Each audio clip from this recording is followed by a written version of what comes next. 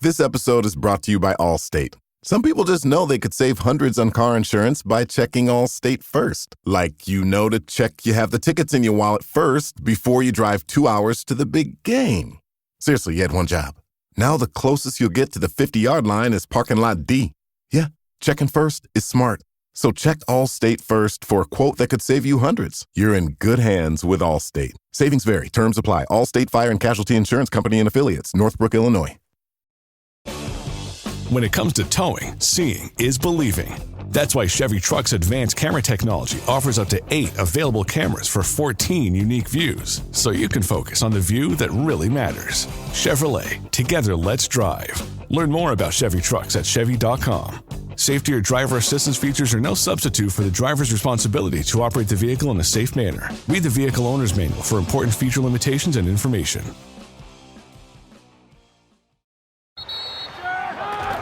Whether you're ordering wings for the game, whipping up a 7-layer dip, or ordering pizza, there's something about football that makes you want to eat.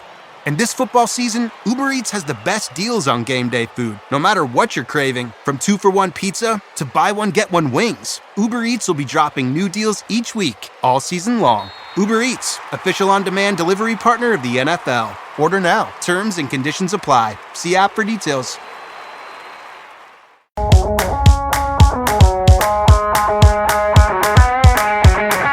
This is the Ospreys Eyrie.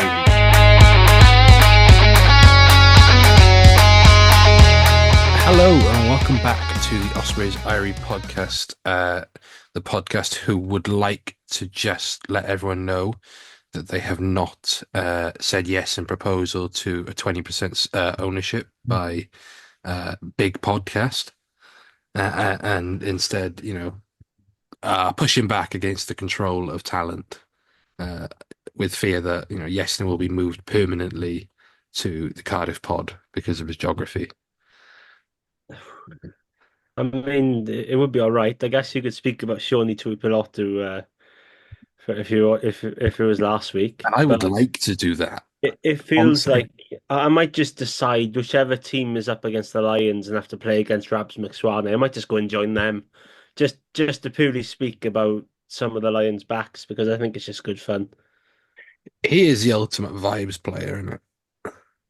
He is the definition of probably streets won't forget, but then every time you watch him play, you're like, oh yeah, I remember him. So yeah, he's my captain. I am your host, of course, James. We are a day late. Well, actually, we'll be 2 days late by the time this comes out. But the best things are always late. I am joined, of course, by professional Ravs McSwaney fanboy Yestin Thomas, and of course Razzie Erasmus, biggest fan or not biggest fan. I've not watched the video yet. Brother of Willow and Robbie. How are we, boys? That is how I prefer to be identified. Amateur Ravs McSwaney fan, I believe. Amateur Ravs McSwaney fan. Yeah. Everyone's a Rabs McSwaney fan. Get on. Pre-1995 Rabs McSwaney fan.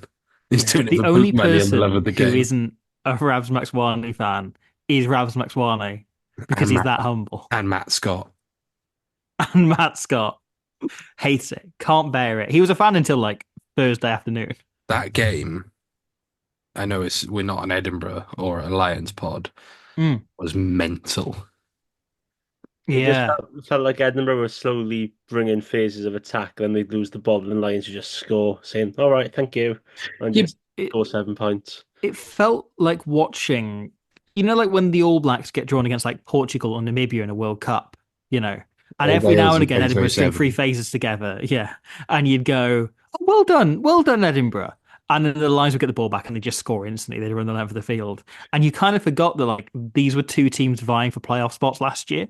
And I can't remember, did they get into the top 8? Did they make that 8th spot? I can't remember. No. I can't remember very well. But yeah, and in the second half, changed entirely and Edinburgh showed some pride. But my biggest preseason prediction for the year was I just felt like Edinburgh were going to crash and burn at some point this season. I felt that was coming. And I made the bold prediction to Will in the office earlier that I think there's a decent chance Scott Maffey, the former New England Free Jacks coach, is their head coach by the end of the season, or has been head coach by the end of the season. But yeah, I say that now. I am absolutely jinxing a few weeks' time when we play them in Bridgend. I But think but I think Edinburgh do a 15-match winning run and they just top the URC and then go all the way to win it. No, but that means yeah, Sean Everett experiencing happiness, and I want nothing but the opposite. I am not sure he can. I'm not sure he's got a full range of emotions. He is, and I think I described him on the pod as this last year, like the embodiment of beige. Yeah, he But seems like, like the dullest man I've ever seen. yeah, like he would sit and read the terms and conditions of like Spotify. Oh, and that's his good. That's his idea of a good like Yeah, Friday night that's a out. Friday evening. He'll Yeah, sit on a bollard and eat the terms and conditions. Eat the terms and conditions. he, he Read the orders terms and conditions. he But orders he, plain doner has meat condiments from with it. kebab shop. That's for a knife and fork in a kebab shop. Yes. And like a sushi, he won't use chopsticks. Yeah, yeah, he's He using uses a spoon. yeah, but he was just like the vibes were awful when we went to Edinburgh last year. Yeah. And he was a big part of that. Speaking of awful vibes, should we talk news? Mm. Because it's not been the best vibes based week. So No, I mean, there's the obvious, the game, and then it just continued with story after story. It feels like we're getting everything out of the way in one block, I like to right, think. yeah. What was right? So what was the first one? I can't actually remember the first one. Well, so Oh, there the was Anglo-Welsh stuff. Yes. yeah, So if there they was a want, rumor around the Anglo-Welsh League, or rather, there are two proposals for a merger of the Premiership and the URC. One of which would see a kind of Anglo-Welsh league essentially form that would then play off against the rest of the IRC at the end of the season for kind of an ultimate winner of winners, which is basically the European Cup, and the whole thing feels a bit what we're doing here. But in that case, the English clubs want us to go down to two or at most three professional teams in Wales. The WE, by all accounts, are not in favour of this, and that's like a big sticking point in negotiations. There are other proposals around different formats for leagues and so on, and having like conference systems and splitting teams off. But yeah, you always come back to that. We are always the first team on the chopping block, despite having been the best team in Wales for most seasons. This has been the case where these teams have existed of the 20 years. and then part two was right. So the WRU were willing to renegotiate the terms of the COVID debt, essentially save clubs £1 million a year in exchange for a 20% stake in the club, essentially, which Dan from Cardiff Rugby Life made a good point in. You're essentially valuing all clubs at the same price there. Yeah, yeah. 20% comes out of what, like £3.5 million or something like that as a club. But in that would mean that the WA have say in CEO appointment. Warren Gatland or the national coach would have say in conditioning, would have say in some cases where a player would go and play, subject to player approval. The vibes are big off in this. Yes, Din, you're switched into the journosphere. Oh, sorry, Robbie, you go on finish. No. Well, I mean, the other thing to note is this is one report out of Wales Online. Yes. It seems entirely credible this is happening, but there's most likely sides of the story and elements of this that we aren't privy to and that we don't know.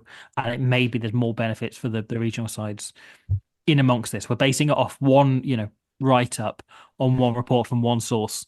And everyone else who's reported it is very much just cited the Wales Online piece. So we can't be comprehensive or conclusive over anything we know about this if it is going ahead.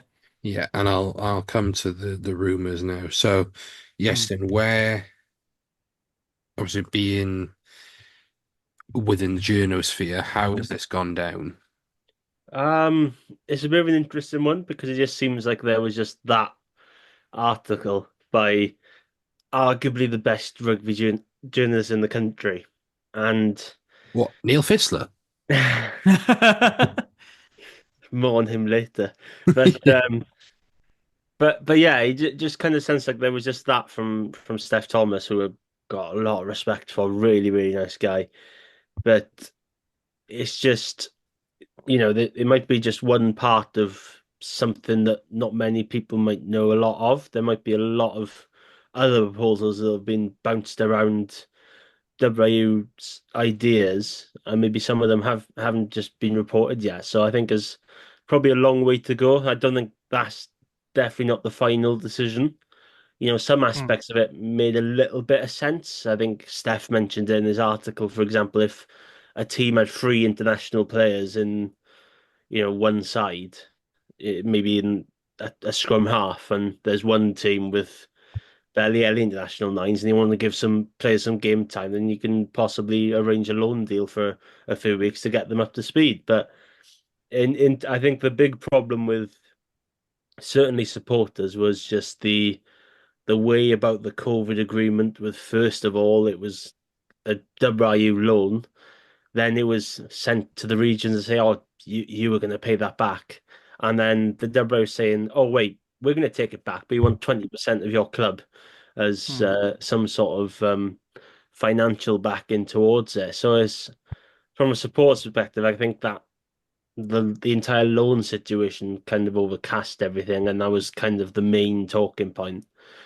But it's been quite quiet from a journalistic perspective, because I think everyone just kind of moved on and talked about the weekend's games, because everyone's talking about Alan Lawrence thrown in at Cardiff, a number 8 that hadn't thrown in before and went 3 from 3. So it's just the case of just carrying on, and if anything else kind of comes up, it's just just to see what happens out of it, I suppose.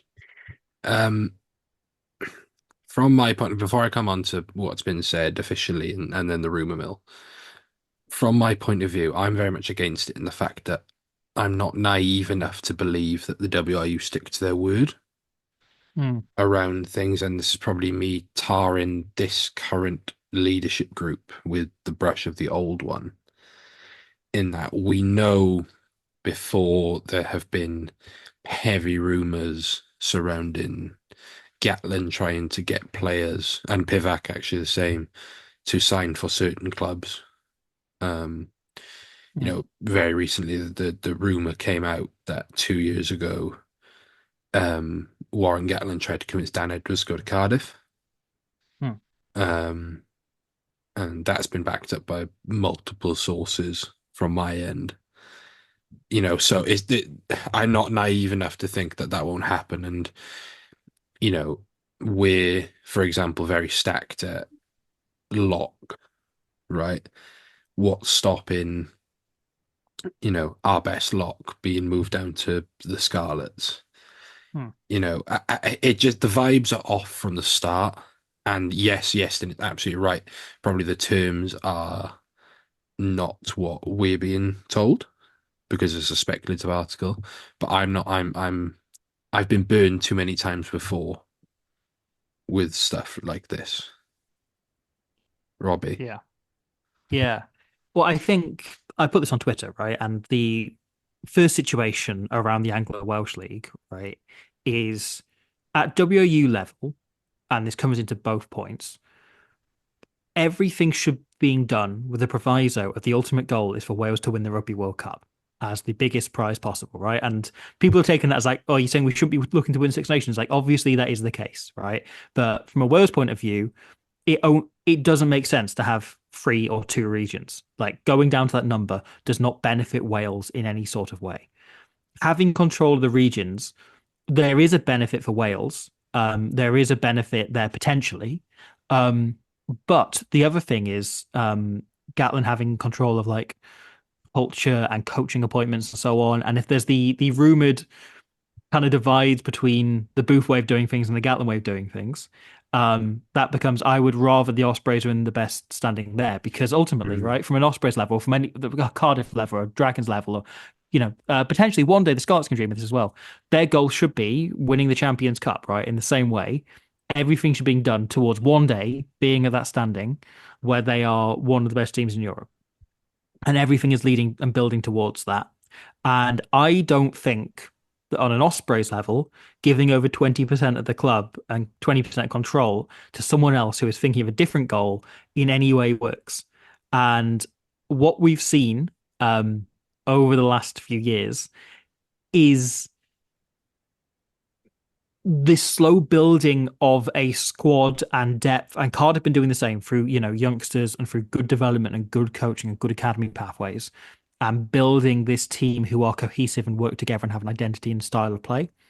And I don't think that it benefits ultimately Wales or the Ospreys to have Gatland coming in and going, well, actually, there's 10 in Dan Edwards that you, as a hypothetical, to pick one player. There's 10 that you're building to play perfectly for your system. I want him playing elsewhere, so he's got less competition, so he isn't taking weekends off to play, so you can play Jack Walsh or Owen Williams or Luke Scully, test level 13.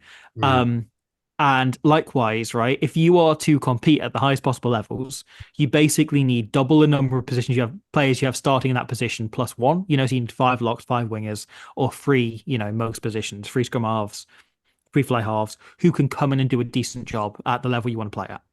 And that's why signing Kieran Hardy alongside Ruben Morgan-Williams is really big, because he is someone that's proven to win and play well at the top level of the URC, where Luke Davis, I think, is kind of a URC standard player, but like if we want to be competing at the top end of Europe, Kieran Hardy and Ruben Morgan-Williams gives you 2 chances to play. He's a squad player, Luke Davis, in the nicest way. And likewise, like having Adam Beard, Rhys Davis, James Fender as international quality locks, and Fender doesn't have caps yet, but he likely would have been in the squad. And Hugh Sutton, who is a top-end URC player. That is important, and then potentially we see where Great Banks and Lewis Jones go from there. And I don't know, man, like if it works like the Irish Rugby Union does, where every now and again they shift a player like Joey Carberry over because they've got 3 players in that position who are the first 3 choices for Ireland, fine. But I, as you say, don't trust the WU and don't trust Gatland to not be going, well, you've got 2 players in that position who are okay. Let's move one over. Let's move Kieran Hardy back to, the Dragons or onto the Scarlets, or let's move, Rhys Davis on because, Fender's been starting above him this season or whatever. I don't trust him to trust the players and that chances and that development in the same way the Irish system has worked incredibly well and been incredibly consistent and calm on that. Yeah, so that brings us on to the report said that 2 of the 4 clubs are in principal agreement, while the other 2 are in pushback. Now, there have been multiple rumours stating who is and who isn't. The latest I've seen is that the Ospreys are apparently not in favour, but again, I've seen plenty to say that they are. So I can't comment on any club. What I can say is I have personally spoken to Lance, and while he obviously cannot comment on speculation, he will say that they would never ever do anything that wasn't in the best interest of the Ospreys, and that they will never ever lose their independence as a club. So there's an interesting point Toby Booth makes on this. Sorry. Yeah, no, God, I haven't watched the press conference. You can tell me. So Booth makes a point in the press conference. He says if we get to the point where governance is being demanded, where the WU is forcing things upon them, then they've already failed, because it should be cooperation and it should be the parties working together fruitfully. And if they're forced into that situation where someone's forced to move, or whatever change is forced, they've already failed. And I think that's a very fair point and, progressive way of looking at it. It's interesting, actually, because it reminds me of a point that Josh Gardner made of Blood and Mud fame and various guitars, who essentially said that Matt Sherratt has publicly and this is not blaming Matt Sherratt. I'm in full agreement with Jockey on this. Is that Matt Sherratt has publicly most weeks come out and said, I'm not going to do what the national team coach says and play Ben Thomas at 10 because I see him as a 12. Yeah. Yeah. And Gatland's just or Mason Grady at 12. Or Mason Grady at 12, And Gatland has been like, yeah, okay, that's cool, that's fine. But then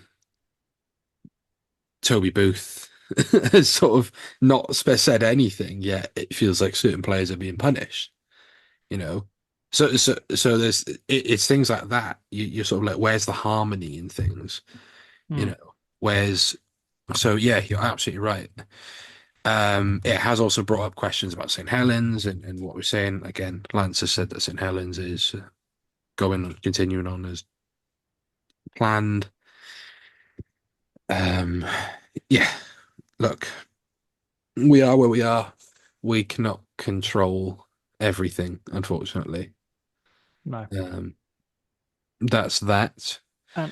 And so there are potential upsides. There are situations where it happens and it works incredibly well and it wipes the debt out and it makes the clubs more stable. And ultimately what I want above anything else is the club to just continue existing and be there for me to watch every Saturday or Sunday. I will take that. We're losing 2 million a year at the minute. In theory, this wipes off 1 million of that, and that's a big piece of cheese in the mousetrap for the regions, right? But we'll see. Joe Hawkins turns out doesn't want it. No. So Joe Hawkins, former Ospreys star boy, has been linked with a move away from Exeter to the Blues, Cardiff Blues, being interested. However, nothing is imminent, nothing's on the table. It's very much closely monitoring.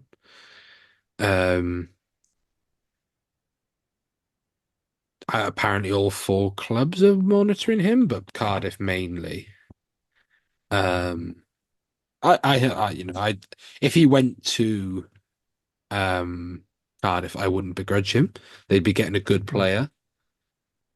If he came back to Ospreys, I'd be more than happy. And I actually think working under Mark Jones would be a really good thing for him. Like that could really develop his attacking game.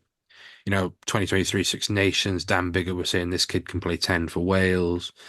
Think back to Sail Away. 2022 came on, played 10 quite well, actually. Takes the ball to the line, but equally can play 12. The Ben Thomas. He is Ben Thomas for Ben Thomas. So look, great, good for him. Hope it all works out. It's hard to comment on the Hawkins thing because it all was such a hullabaloo. But then we also lost our sweet New Zealand prince and Ethan Roots at the same time. You wonder whether bridges were burnt or what his relationship remains, because that statement he put out was so scathing. And you got the sense it came as a surprise to a lot of the people in the Ospreys at the time. It's an odd one. Look, if the squad and the management and everything else is happy to have him back, he's a great player. He came through this system and you still feel that kind of protective thing of him. But at the same time, does he feel more Cardiff in energy? I don't know. He does have big tarty back energy, doesn't he?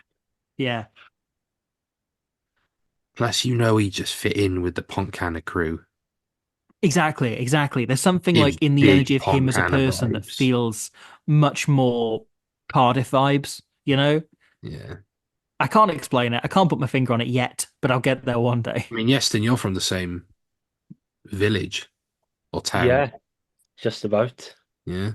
So, rumour has it he's often in the gym, which is like down the hill from where I am. I know exactly where that is. It's my friend's gym. I used to play with him. So, yes, it's been an interesting one really because saw him go away to Exeter. There's the entire situation around it with the capital and everything, and if he wants to return to Wales, it's Warren Gatland will be very happy to hear that, and it just will be interesting to see where he ends up. I suppose if it goes to Cardiff, it goes to Cardiff.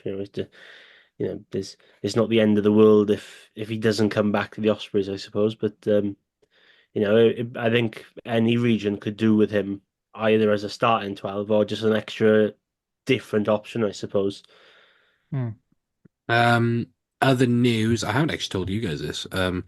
The Again, rumors sent to me, club are actively looking for a tight head and another That senior makes tight head for sense. not necessarily this season, but for next season. Mhm. Definitely. And they also are apparently confident of keeping both Jack Morgan and Dewi Lake, whose contracts are up Mhm. come the end of the season. I think the draw of being captain, Wales captain, regular starters, Dewi and St Jack feel Helens, like, yeah, Dewi and Jack New just sort of feel Era. like 100 cap players for the Ospreys Yeah. plus, you know, and of course, Jack, moving would be just traumatic, you know. Yeah. No, he couldn't face it. He definitely couldn't go any further west than the already is. Like, he'd just No, vomit. He couldn't wear a red shirt, so he couldn't go to Gloucester or something. no, That'd be out of the question. Perpignan, no way. he gives big Leicester vibes. Don't say it. No, Don't say but it. We've been burnt there once yeah, we before. have been burnt there once. Um, did you also find out this week that Sam Costello was a former Osprey? Because I did. Yeah, he was Ospreys Academy. Yeah, then poached by um By Tigers. was it Millfield he went to? Or was one One of of them. them on One it? of the posh Yeah, schools not too far from one of me. the ones with embossed stationery that they can't have anymore. Yeah. But I had no. I'm just. I love the pettiness of secret Ospreys fan Neil Fissler, referring to him as former Osprey under 16 Sam Costello. I love the pettiness of that. Um, cool. So I think that's all the news. Do Mm. we think so? Well, the one other bit of news comes up in the press conference is that Morgan Morris has got a 12-year-old brother who is in the Yeah. academy pathways. And that is the most exciting news I've heard all week. The fact that we could potentially have Fenders and Morrises playing technically infinitely. Mm. Like, Yes. Just and by that point, like, what if we start chucking in like even yeah. No, yeah, I don't know. Yeah, I'm just all for that. I'm all for that. I almost went down a path I decided not to go down. have we had Let's not go on too many tangents. sons of former Ospreys play yet, apart from Dylan James? Dylan James is lined up. Is I don't know if we have had anyone else that's any regens. I don't think we have. Well, this is the thing. We have the option to sign Tuetti's boy, who's gone to Coventry. Mm, David Tuetti, who's now at Coventry. Um, which I was kind of gutted we didn't. But I don't think we've had any regens yet. no. And there's a few that are probably reaching that range, the club being 20 years old now. Mm, There's probably a few of those originals have probably got some starting to come through, as Paul James does.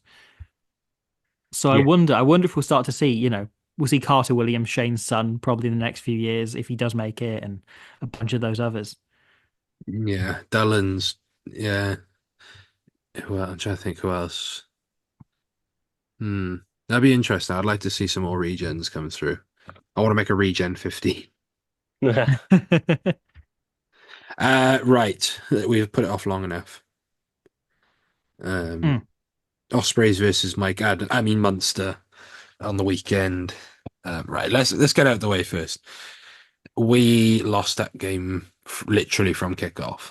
I think it was really tough. yeah. It's really tough to turn around a 5 to 8 point lead at Munster anyway. To do it in the rain, where you also have no luck and you're potentially not getting rub of the green, makes it even harder.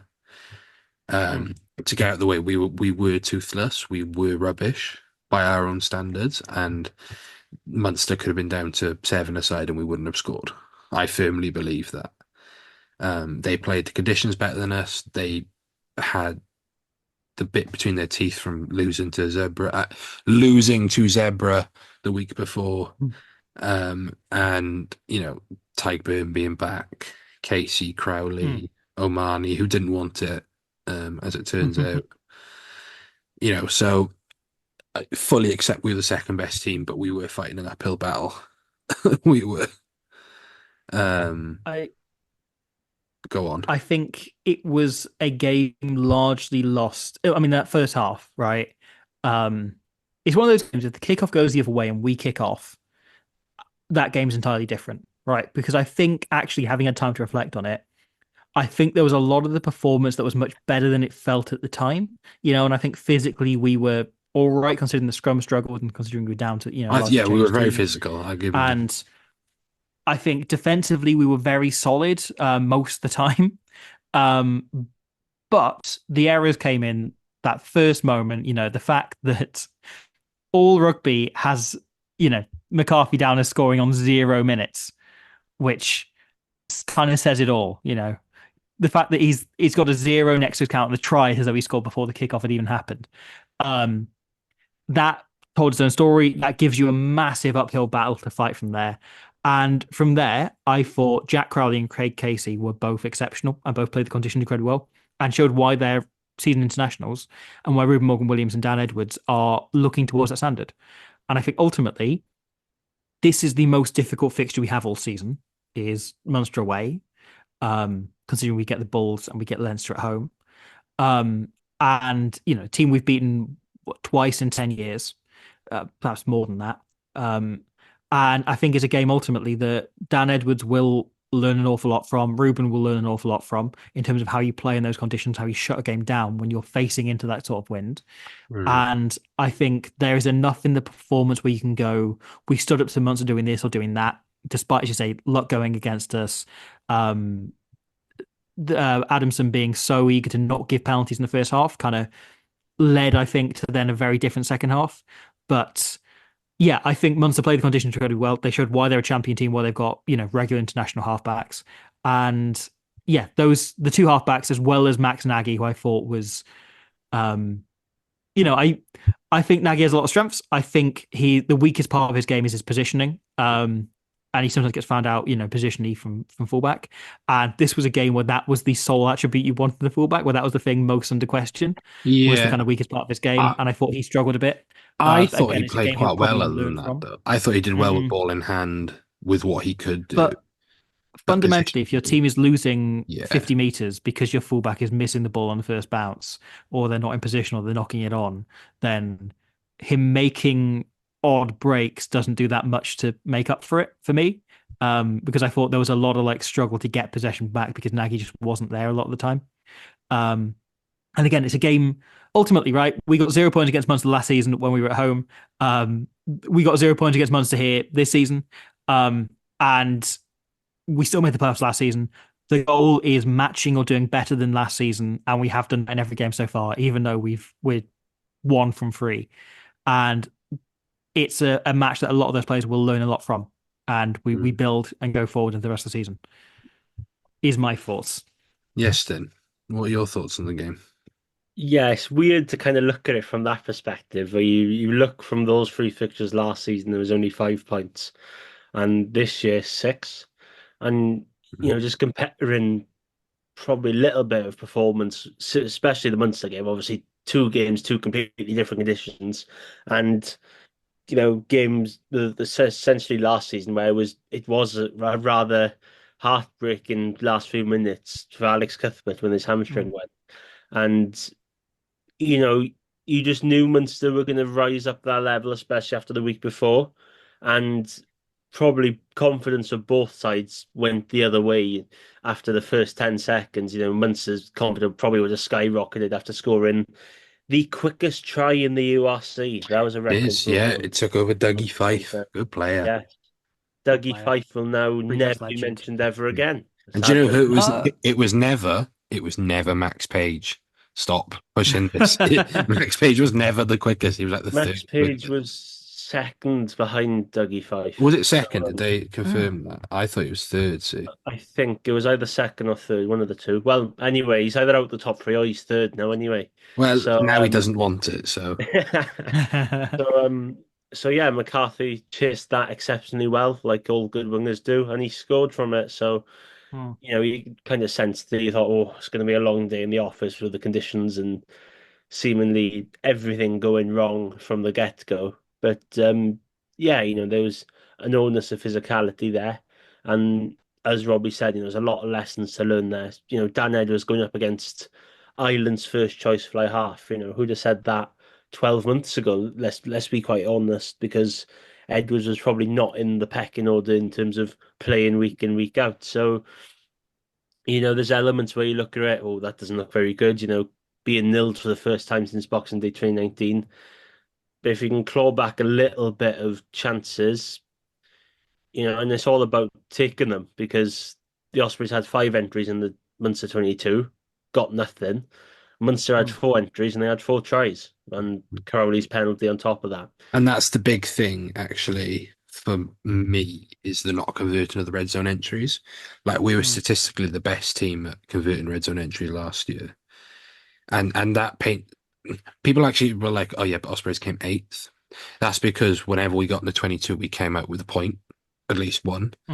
When in other cases, teams a lot of time will take 3 from further out or will not get a point. That just means we. And the other thing is, Sam Larner did a really good piece this week on how relevant luck is, and in games seemingly against Munster, very relevant. But he makes the point in it that basically, right, red zone conversion is important, but the most important stat is how often you get into the 22. Because you'd rather, you can score 7 points from every single visit, but if you're only getting the 22 twice, then, you'd rather be a team that's getting down and scoring 3 points every time, but you visit 15 times. So yeah, I think that is a bit of an issue, and that comes back to, just like kicking and being accurate and being able to squeeze penalties out and so on. Yeah, it's a relevant learning, I think. Yeah. Cool. Are we any more on that? I don't think so. Yeah, as just it's one we put aside and move on from. Ben Warren broadly had a he will learn. Yeah. Like to say he was thrown in at the last second. I thought that was like a very decent performance. He's going. And the player known as Matt also was a huge improvement. He did well when he came on. Actually, he did well. Yeah, him and Garen Phillips quietly has been very good since coming off the bench this year. And Harry Deves, brilliant off the bench again, as ever. So good. But I suppose the one other thought is it's not a coincidence that 3 seasons in a row our worst game of the season has been against Munster. No. They're very good at shutting us down, at forcing us into errors. And in all 3 of those games, I feel like luck has gone against us. And that's not a coincidence. Munster put us in positions to be unlucky. And they are the one team over this entire Booth era who have never once taken us lightly or underrated us. And in some ways, that does kind of make it almost feel better. They've always brought their big guns. They've always put a full team out. And they've always treated this as a big game, which only really the Upper Welsh regions have done consistently against us. And yeah, in some ways, I mind losing to Munster less than the others because they do treat us as a big team. And they have, consistently shut us down, had plans for us, and really, really taken us the distance. So yeah, all respect to Munster. They played incredibly well and they deserved it. Cool. Right. Before we go to the Bulls preview, should we play a game? Oh, yes, let's. So is it rugby? Yeah, we're going to play all of rugby. We're going to watch Rugby Union like an episodic TV drama. We're going to start on season 1 where William Webb Ellis picked up a ball. That's a great idea for a podcast. Someone should narrow it down to just World Cups and do that. Yeah. I'm going to do that for the Lions tour. Right. We're going to play, instead of caps, we're going to do weights. So we're going to do higher or lower. So we'll start off with current squad members, right? So I'm going to start you off. We're going to go who's heavier, essentially. So who is heavier? Where is my list? Here it is. So we'll start off with Tom Florence or Owen Watkin. So we'll start in the centre. Who is heavier, Tom Florence or Owen Watkin?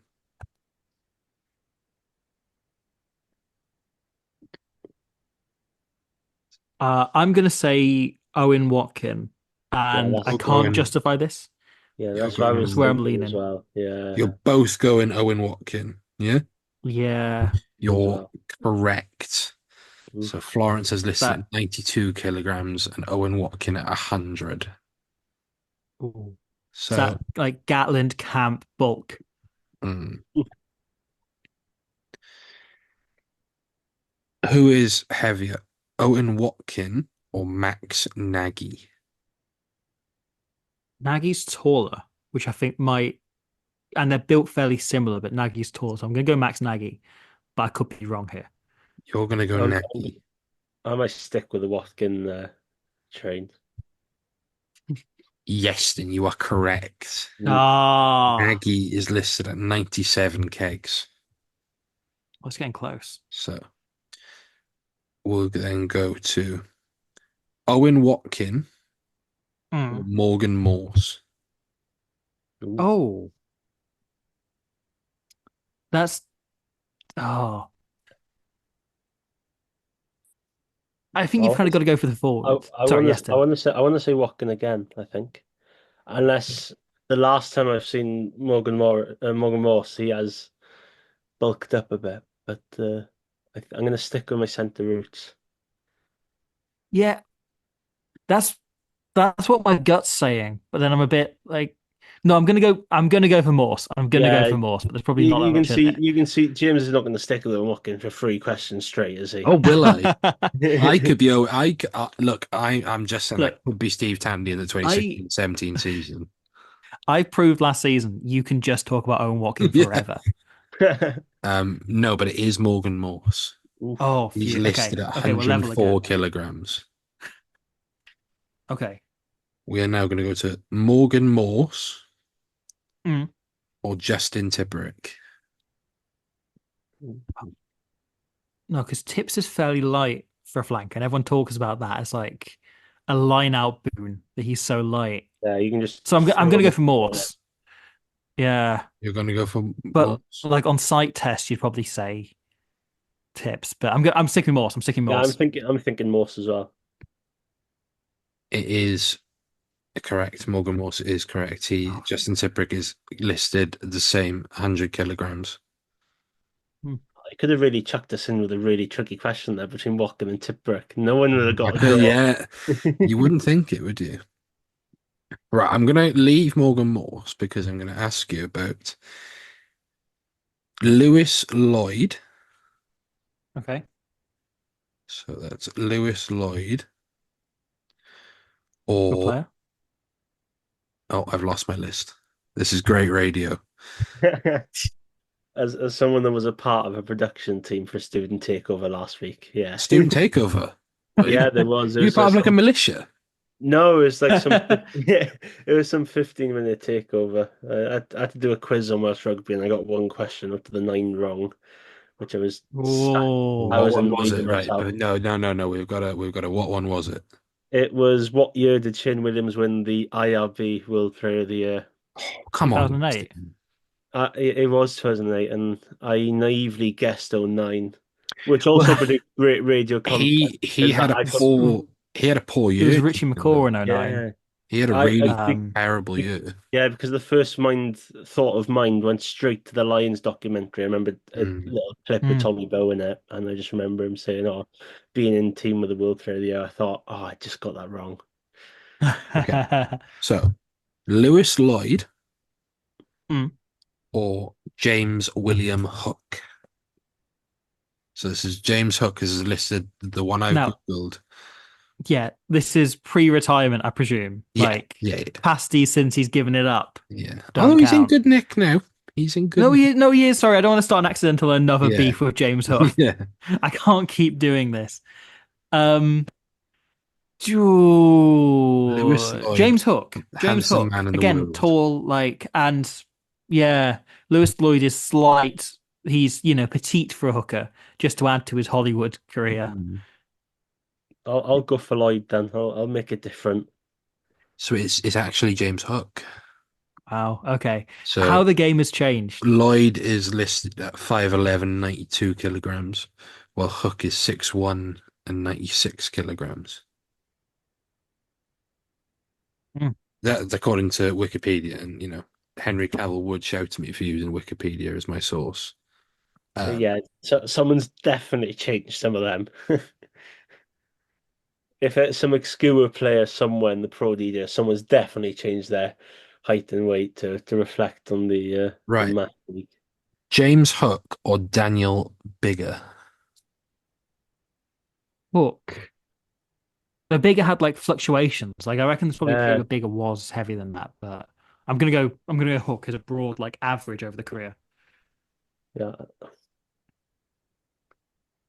Because yesterday I watched clips back from the last 10 minutes of the 2015 Wales England game. Don't know why. I always thought Bigger looked really big. Like, I Yeah, think he and looked very big that is that. what has got me to. You've got the autobiography sitting next to it. I was reading the bit on the 2012 grand final earlier. I skipped straight to it. Sounds great. He was so confident going into that kick. He was just sure he wanted to take it, and he was sure he was going to get it. Okay, so who are we going for? You're going for Hook and you, Robbie. Yeah, I'll stick up for the 2012 match winner. Hero. It is James William Hook. Oof. Only again by 2 kilograms. Dan Bigger goes off to Northampton in this quiz. There's another story in this of them being on a particularly wild like end of season night out where all sorts happens. But the image that stays with me is they smashed some bottles on the dance floor, and Tommy Bowe went and got like a buffing machine out of the like store cupboard at the bar they were in, and started trying to clean it all up by buffing the floor, but accidentally just spread the glass around and made everything worse. And yeah, it's a good reflection of Tommy Bowe, the person, but not Tommy Bowe, the player. I'm pretty sure he started the podcast now with Donegal Carrigan. Yeah. I read somewhere this afternoon. To go alongside his morning TV presenting. Yeah. He's right. Okay. This one will throw you. So Corey Lewis Jenkins. Hey, we're deep cuts, cool. A child. Or Test match centre Luke Scully? I'm going Luke Scully just because I have more of a permanent image of who he is in my head, and therefore yes, like, that image is fully formed. I'd say you sort of know Corey, do you? I kind of know him-ish. Wouldn't say him. What would you say? Wouldn't say I'm friends with him, but trying to think if it was pre his really nasty injury with the 18s, it probably is Scully, but I don't know how he's kind of bulked up. I'll stick with Scully because the last couple I've had wrong. It was Scully. Oof. It's 1 kilogram in it. Test match 13. 86 kilograms for Test match centre Luke Scully. Cool. So that was play your weight right and don't offend retired pros. I notice how I didn't go in with the props, right? I ain't about that. Yeah. I ain't calling out my fellow brethren. But next week, I was going to do again because I was looking on Wikipedia. I was thinking we could do like, can you name someone's international tries? Oh, okay. Like Dan Bigger's got 8 tries for France. Could you name them? For France? Yeah, against France. No, he's got. I'm looking at France. I probably Toulon. Could you name Dan Bigger's tries for thing? Let's do that. Hold on. So Argentina 2023. He scored against France in the Millennium Stadium 22, might have been 21. It was 2020 actually. 2020, yeah, that's 2. Oh, no, because he scored twice. I think he scored both. Didn't he score? He scored a couple against France. He scored his first test try against France away in 2013. No. 2015. 2012. 2015. His first test try was 2015. It's the one where Lydiate and Webb. Lydiate. Yeah. So you've got right. So you've I thought that was in the George North. In the corner. No, 2015. Okay. You've got 2020, and you've got. There's 2 against France at home. There's England. There's England at home in 2022. 21. No, 2020. 22. Yeah, he scored in. They both. Yeah, because it was the 2 in the same year, wasn't it? Yeah. Quick tap. Yeah. So how many's that? Is that So 5? so far you've got away at Stade de France 2015 Six Nations. Yeah. You have got Argentina in the World Cup. at home 2020 Six Nations against France. Yeah. Away in England 2020 Six Nations, and Argentina the World Cup in 2023. Yeah. So that's you've got 4 more. So there's another against England at home, which I want to say was around that 2020-ish time. No. No? He has got another one against England, but not in 2020 time-ish. Oh, so when it be? He scored England or Did he Charlton against Ford. The comeback when George Ford? Yeah. Yeah. Is that 2016? Yeah, so that's 2015, wasn't it? 2016. I'll go. 2016. So yeah, he scored. I remember this by where I was living at the time. Yeah. I remember watching that. You're missing. I'll give you the years. You're missing another one in 2016, one in 2018, Australia 2016, and another one in 2021. No. Oh, did he score against Italy 2015 or 16? He did score against Italy 2016 Six Nations. The one where him and Roberts combined and he under the yes. So you're now missing the one in 2018 and 2021. 2018. Okay, Wales were nearly good.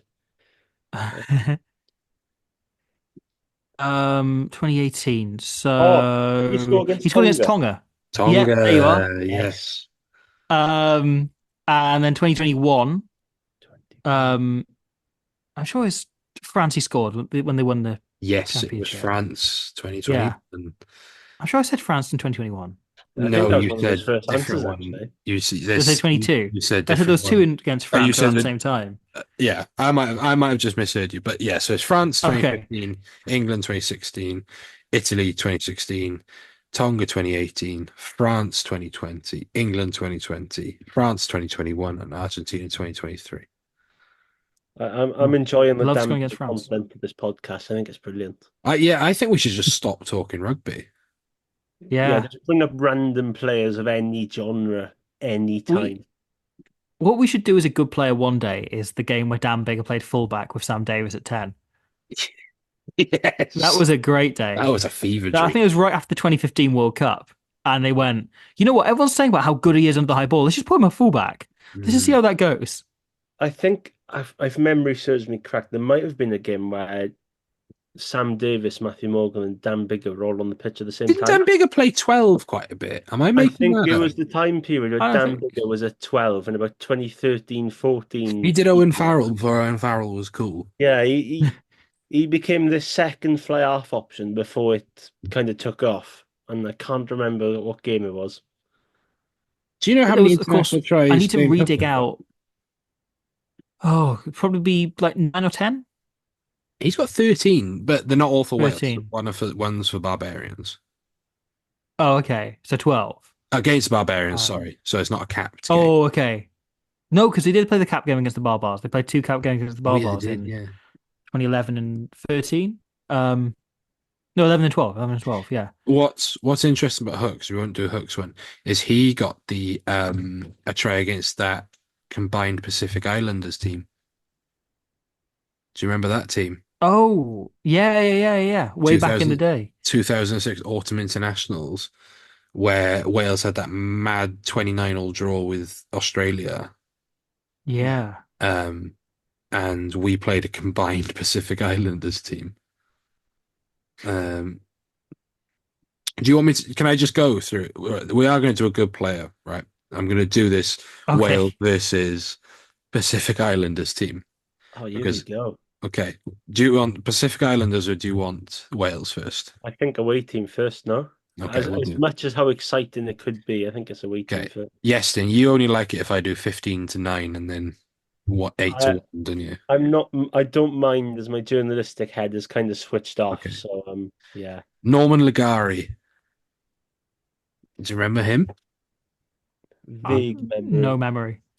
Lome Fa'atu. who was Samoan. Seru Rabeni. Good player. Good player. Yeah. Rambo. Seala Mapsua. Oh, Mapasua. Mapsua, Played sorry. Mapasua. Yeah. Yeah, brilliant player. London Hell of a Irish player. legend. Played, yeah, Toby Booth, London Irish. Yeah. Yeah, phenomenal player. Scored against us. That infamous game that Booth considered as one of his greatest ever wins. Right, here we go. Saliosi Tagi Kakibau. Oh, Tenny Fackenbauer. Yes, Great that. player. Also at London Irish with Toby Booth. Brilliant player. And then a Wasps as well. Yeah. And then the Scarlets tried to sign him and accidentally signed his brother. They thought they were signing him. Tusi PC, good player. Good player. Good player. Really like Tusi Good PC. coach now as well. Yeah. Mosese Raulini. Or Raulini. Oh, yeah. Good player again. Good Yeah. player. Great in the 07 World Cup. Sarries, didn't he? Maybe, yeah. I think Bristol he was at. He was at Saracens, played 90 times to Saracens. Oh, wow. And now, he now coaches the Drua women. Oh, cool. Halle Tipol. Good player, former Osprey. Yeah, of course. 7 times for us. Yeah, maybe the angriest Osprey we've ever had. Well, we signed him after this. This is the reason. This is the game I think we signed him. Really? Yeah. So Nili Lato.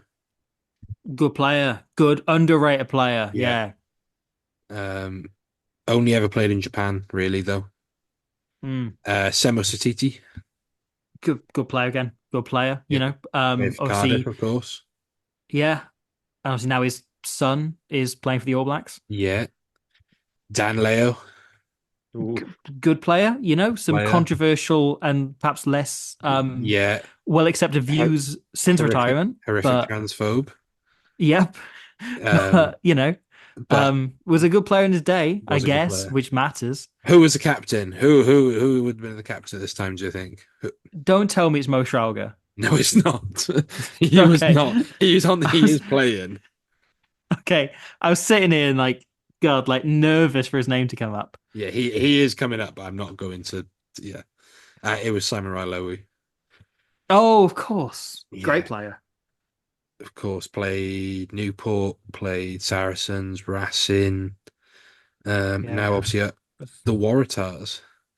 Tavita Tamapau, who was at Northampton for a while. Oh, he played 150. Yeah, he was played 181 times for Worcester. Oh, up until 2013, so in 2012, Tavita was struck with a neck injury, which left him a disabled left hand due to a nerve injury. It forced him to retire at 38. I love the fact he had no intention of retiring. Oh, it was I'm just going to do it. That's a gruesome injury at that age. Yeah. Oh, right near the end of your career. Oof. Arsehole at 2. Justin Varr at Lucid, who was at Glasgow. Aleki Litui, Census Johnston. Good player. Very good player. Loved Census Johnston. How 222 caps for Toulouse, man. So what, 2 Heineken Cups in that time as well? Yeah. Mama Molotika. Oh, yes. What a player. What a man. I think he's still playing. In that too. No, he retired from rugby in 2020. He was playing. Of course he did. He coached Team Sully Sports RFC, playing WRU Div 7 League, and university side Bedfordshire Bulls Luton campus team. Epitaione, great player. Loved Epitaione. Still playing. Epitaione still playing. Is he? Yeah, he's still playing in down the divisions, but yeah. He's still going. Junior Paulo Lagaga, I believe. Oh, yes. Junior Paulo Lagaga. Yes, the clip of who is it? One of the South African commentators trying to pronounce his name is very, very funny. He's in Invictus as well. Is he? He plays one of the All Blacks in Invictus. Okay. It's like Jonah Lomu's played by like a former Bath number 8. Yes. Zach Is it Leroy something? Houston? Zach... I hope it's Leroy Houston. It's Toby Faletau. Yeah, it's Guy Mercer. Yeah. Guy Mercer played Jonah Lomu.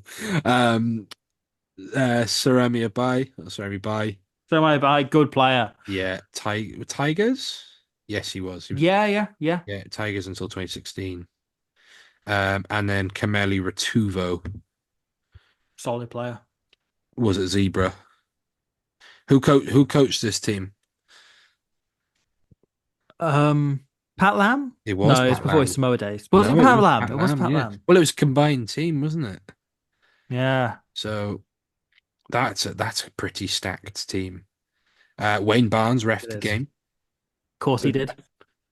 Right, let's go into the Wales team. We're in the doldrums a bit here. Right, fullback Kevin Morgan, great player. Loved the rap. Good player. Needed Put more the cream on the caps. Grand Slam cake. Yeah. Lee Byrne on the wing. Oh, yes. Only played 60 minutes. Sonny Parker, James Hook. Great partnership. Was Sonny Parker at Ospreys at this point? Yes, he was. Yeah. Yeah, he was at Ospreys at this point. The original Cunt brothers, Mike Phillips and Kerry Sweeney. Because who else? Wouldn't want to kebab shop, would you? Who else are you going to have at 9 and 10 against a mid 2000s Pacific Islanders team? How many caps did Kerry Sweeney get? Probably like 40 odd. I think he got way more than you'd expect. Caps. Yeah. How? I think he went back to Ponty near the end of his career as well. He did. Yeah. Alex Popham. Solid player. Decent player. Solid player, yeah. Obviously, horrible what's happened to him right now. Gavin Thomas. Oh, good player. Punch Sam Whitelock in the face. Gets you in my good books. Played for 3 of the 4, but technically played for Cletley as well. So, good player. Yeah, good player. Alan Wynne Jones at 6. Claxon. Nino. Now we're talking. Ulster away 2017-18. Yes. Back at you. That's because Robert Sidoli and Michael Owen were in the row. So Michael Owen was in the second row and Alan Wynne at 6. Yeah. Yeah. Well, Alan Wynne was a 6 at this point. Yeah. You're looking at it now, it just doesn't really feel right, does it? No. Yeah, Robert Sidoli. His brother, Wales under-21 international, Peter Sidoli, nationalised to play for their father's native Italy, but was never selected. Yeah. Pierre Sidoli, as he called Pierre himself. Sidoli. Chris Horseman, who of course wasn't Welsh but owned a house in Worcester. Yeah. Or just outside Worcester. So nice they named him twice. Who was at hooker? T. Reese Thomas. Oh, T. Reese Thomas. Thomas Reese Thomas. The hardest looking man in the world. But by all accounts, one of the best parts of Gloucester, actually. He's a Gloucester Academy coach, I believe. And who was captain this day? Duncan Jones? It was Duncan. This was in his captain in Wales era. He deserved more caps, didn't he? Absolutely. Just unlucky to come alongside the greatest looser we've ever had. Yeah. Yeah. Paul James. Yeah, Paul James. Right. Hugh Bennett. Now we're getting into good player. This is a... How many Ospreys are on this bench? So you got Hugh Bennett, Adam Jones, Geth. That's a great front row. That would do a job now. Yeah. Yeah. Bomb squad, you don't need it. That is a proper front row. Side note, the clip of Adam Jones introducing Lee Halfpenny to the squad for the first time is fantastic. And repeatedly making the point of how the Ospreys are the best region is superb. While basically relying that to Wynne Jones. I don't know, just over and over. Yeah. You don't know if he's trying to rub her in or not, or he's being genuine about Halfpenny's start of his career. The thing is, I genuinely believe like he would just go, yeah, Scarlets are shit. This Pence are awful. Jonathan Thomas. So this was obviously pre-23 subs, so we went for We had two props on the bench. Yeah. Yeah, we went for a 4.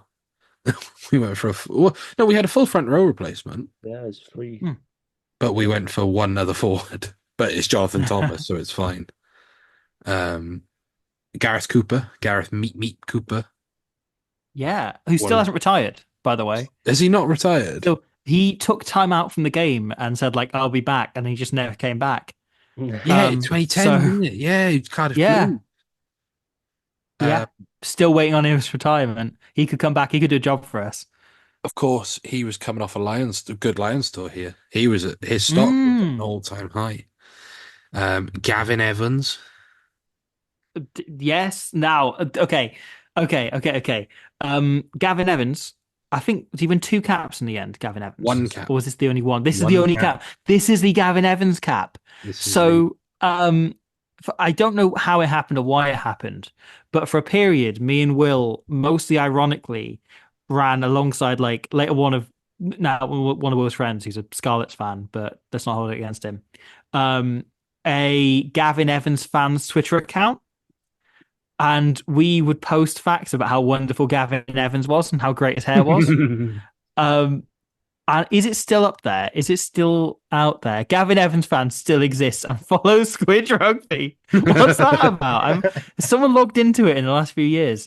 Yeah, so the last post was 2021, which I haven't looked at this since about 2012 because he signed for Cardiff and he had this like short-lived career. There you are, yeah. All of this like about how he's better than Brian O'Driscoll. Feed the Gav. Hashtag Gavin Evans time was the long-running one. Corey Allen's credit this Wales call up to fellow Blues centre Gavin Evans. Just all of this. Good luck to Gavin Evans tonight in the semi-final of the Eurovision Song Contest, replicating the newly declared nation of Gavin Evans. No likes, no retweets. How old do I have been? Like I've just like 14 or something. That tweet. No, I'll do it on the pod account later as well. Fun fact about Gavin Evans. Who's going to know win the Twickenham Sevens? Nobody knows. Who's going to win the Twickenham Ones? Everybody knows. Go Super Gav. That's good. That's a good tweet. That's a good tweet. Do you know what game Gavin Evans made his debut in for Scarlets? I don't. It was a friendly against Slovenia in 2003 where they won 95-0. Wow. Oh. Right. And then finally it was Shane. I don't know why Shane wasn't trying. But yeah, he's okay. Yeah, he was fine. I enjoyed that. I loved that Gavin Evans account and I'm gonna keep looking at it like consistently now. It's like similarly I posted like a hashtag Justin Tippericks facts. I don't think picked up any traction, but like, there's a load of tweets from me age 13 or something when he first got into the Ospreys team of me posting facts about Justin Tipperick. All of it's out there still, and maybe I should get rid of them, but I don't know. None of this is aged horribly in the way you expect some Twitter activity from when you're a teenager to age. Yeah, true. Right, let's talk Bulls quickly. Yes. Put Bulls rather than Bull. They brought over a good squad. The question remains to be seen who they play. Jake White does like to move to rotate his squad a lot. I mean, it helps when you've got a Springbok in every position.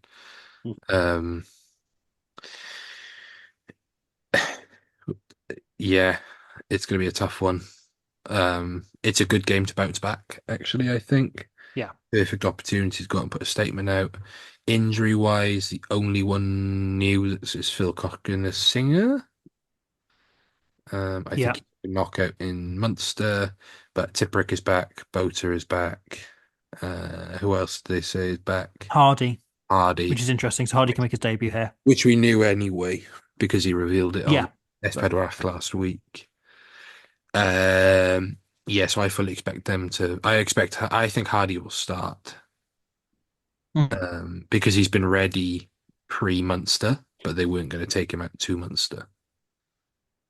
So I expect. And Ruben's played to the 80th minute in most of the games, you know? Yeah.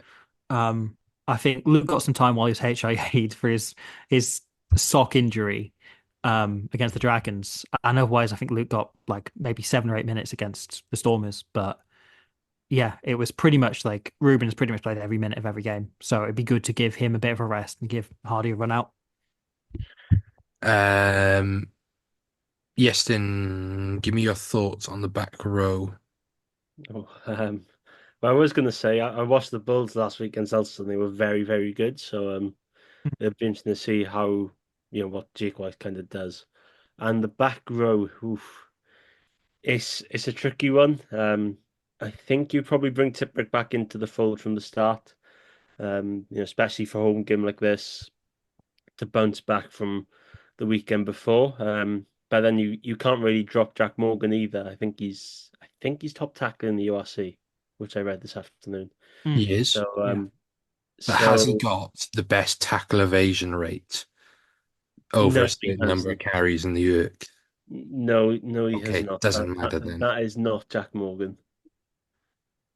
That is someone else who we mentioned earlier in the podcast, ironically. So go back and find that. And so I think it's probably the same back row as we've seen for the first two rounds of the season against Dragons and Stormers. And it'd be interesting to see what he does in the second round. Does he keep Sutton in and give Ratty a little bit of a rest? Or does James Ratty continue for yet another start like he always does and probably will? It's tough. I think you go for the same pack from the Storm. I think the Stormers squad is what you choose, really. Um, in a way, I am tempted to put Nagy in at fullback though, because I do feel if the Bulls kick loose, we can. I think Nagy can punish a lot more. He loves, he makes line breaks. He averages stupid amount of meters per game. Um, I worry with the number of kicking options the Bulls have available to them that's true. um, about that. But Hmm. I don't know. I would pick the team that played the Stormers, but with Hardy in at 9. Yeah. And then you can reinforce the bench a bit, Yeah, so I think the bench is the interesting one here Mm, because I think you have to go your strongest scrummaging bench.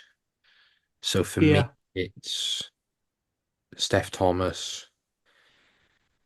Sorry, Sam Parry, Steph Thomas, and Ben Warren, Yeah.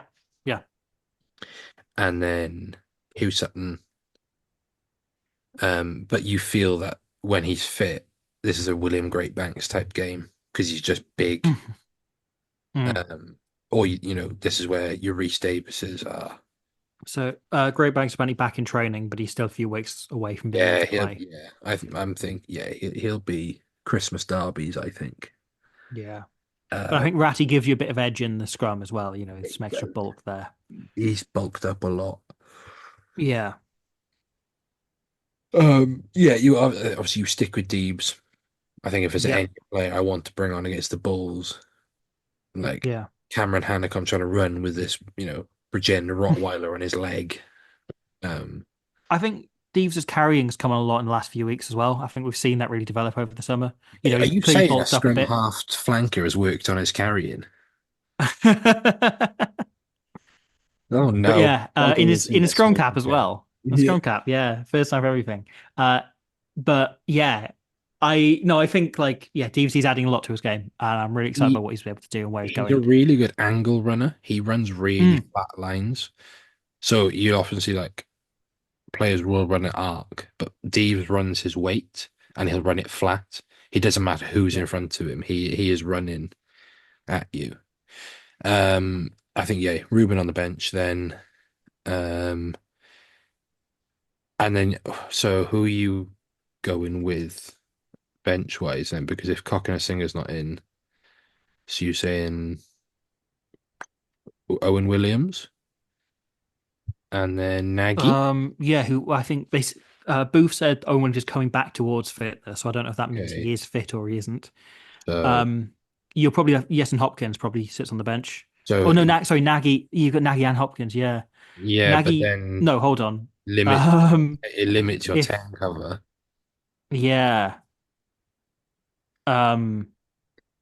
But if we were like, unless Scully comes in, yeah.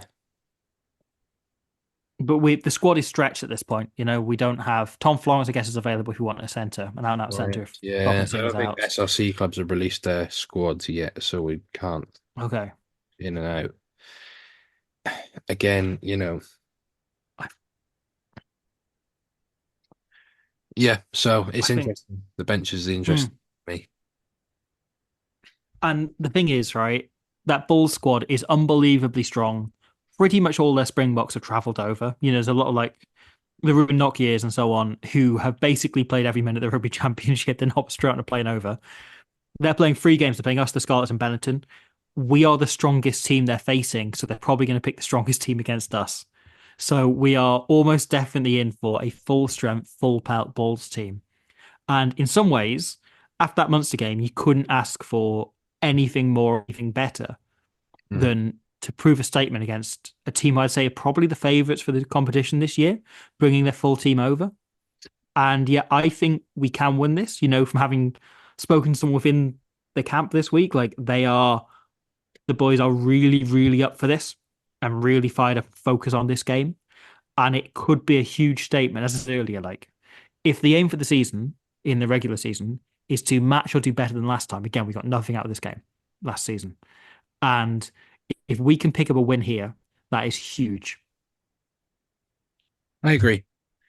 And actually, the last Bulls game yesterday, do you remember? Yes. Good game. It was my last day of A levels before like the exams and all that. So Interesting. everyone kind of went off drinking. I just went to Swansea to watch Ospreys against Bulls, and I think I enjoyed myself. I don't know about anyone else in the school, I but loved it. I honestly went nuts when that Luke Morgan try took us into the Champions Cup. Yeah, that intercept because I think with after whoever scored the third try, was it Sam Parry possibly scored the third try? Where he dotted on a ball goes around the ruck because there's no offside line and knocks it down. And I think from the restart the Ospreys kicked it away, and I want to say it was Harry Morgan at 9, and you were just looking around thinking, why has he kicked that away? Then all of a sudden, Luke Morgan's just running in under the posts after gathering the intercept to clinch a vital point. And yeah, and that was the try that won the first Welsh Shield. It was as well. I forget it won the Welsh. Rather weird to say. That's definitely coming up in a pub quiz in a few years' time. Who was the try scorer to clinch the Welsh Shield in the first season of the URC? Who is going to say Luke Morgan? Well, technically, Luke Morgan comes up twice because he did it in the third season as well. Yeah, last season. He scored the bonus point try. Unless you really want to give it to Mr. Penalty Try for the one right. No, but we already had the bonus point, so you could argue that penalty try was the one to seal it. Still a bit nervy. So, to wrap it up then, gents. Bulls, do they put their tour, am I right to say it's us, Scarlets, Benetton.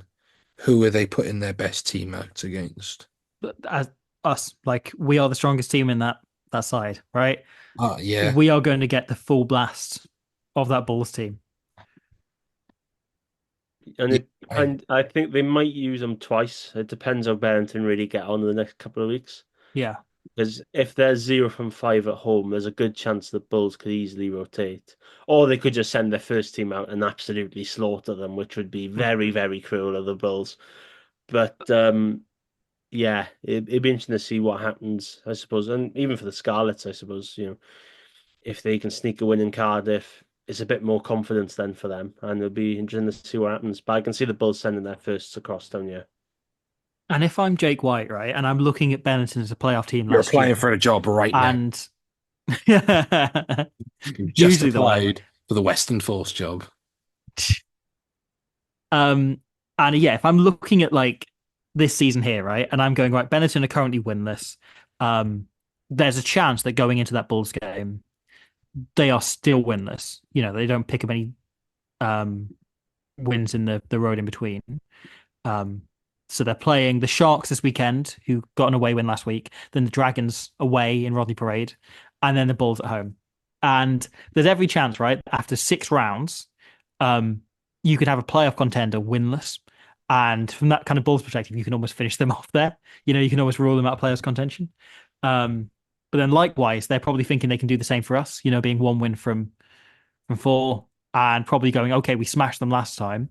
Does that lead to them taking us less seriously in the way, everyone but Munster has over the last few years? I don't know. I'm excited and I think we can do it. I see no reason we can't. I think physically we're a good enough match for anyone. I think what happened last year was we fell off a bit and perhaps there wasn't the same emotional focus that happened on the Stormers game. And I'm not worried about that this year. And yeah, if we can kind of cover the backfield accurately and nullify their kicking game a bit, I see no reason we can't hold it. I don't see it being, if it's going to be a loose game and if one team's going to run away with it, it's going to be them. But I see no reason we can't win it in a tight game. And I think we're getting better and better at winning those tight games. We can stay in the arm wrestle for certain. Yeah. And yeah, if you're Jake White, are you Curtly Aaron's leaving for the Bulls in October? You want to get every minute out of him. Yeah. And Billy LaRue probably comes in. Kane and Moody probably plays in the centres. Hanicum. Yeah. Wilco Lowe. I don't. I haven't. Elric Lowe. Yeah, and Wilco.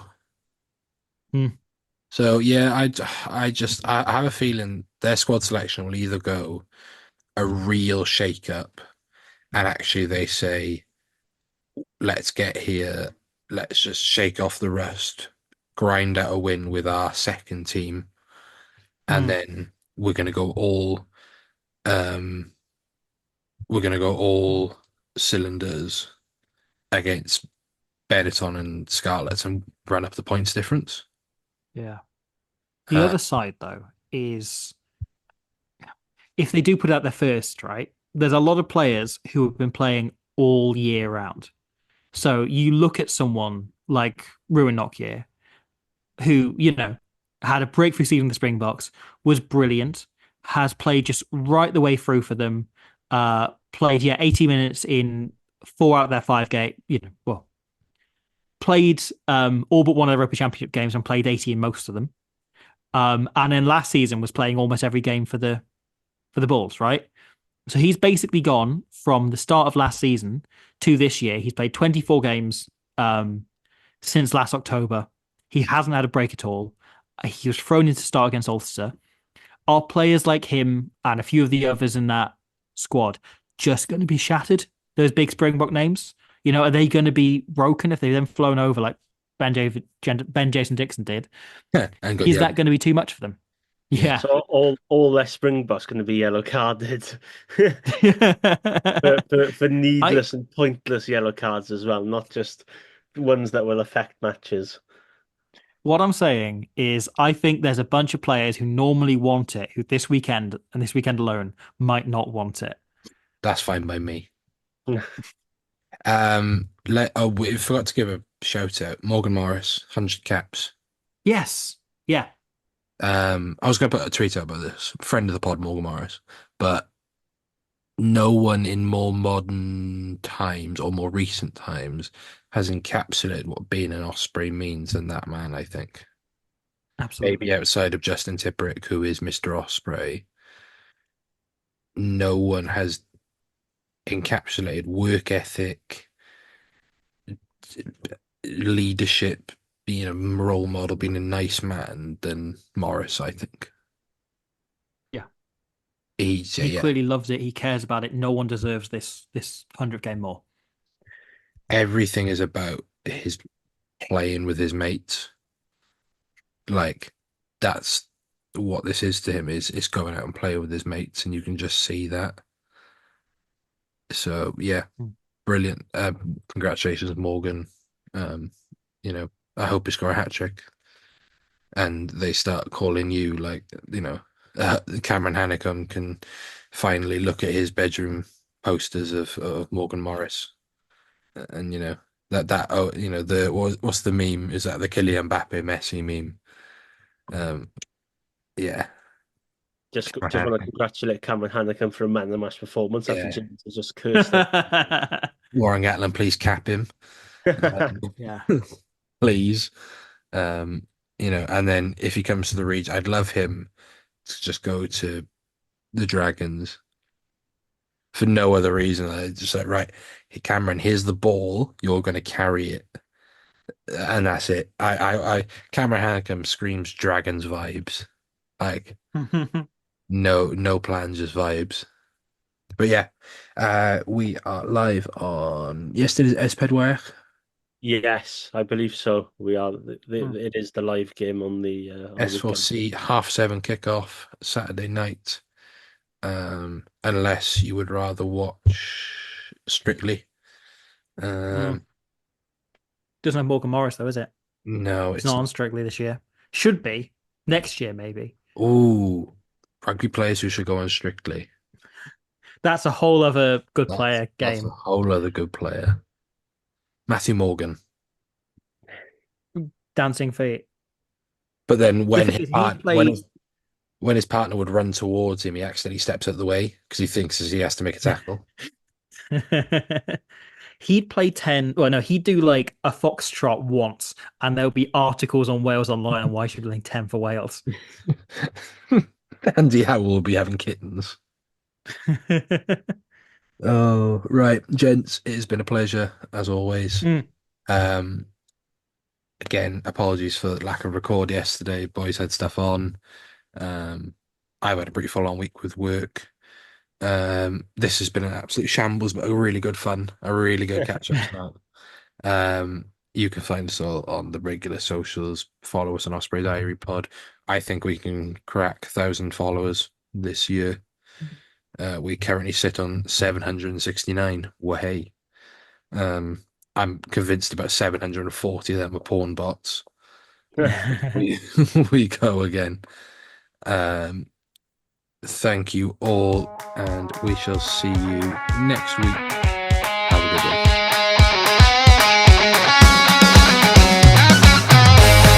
That was the Ospreys Eyrie. Please rate, review and share on socials if you can, and join us next week for more of the same. And until then, enjoy your rugby.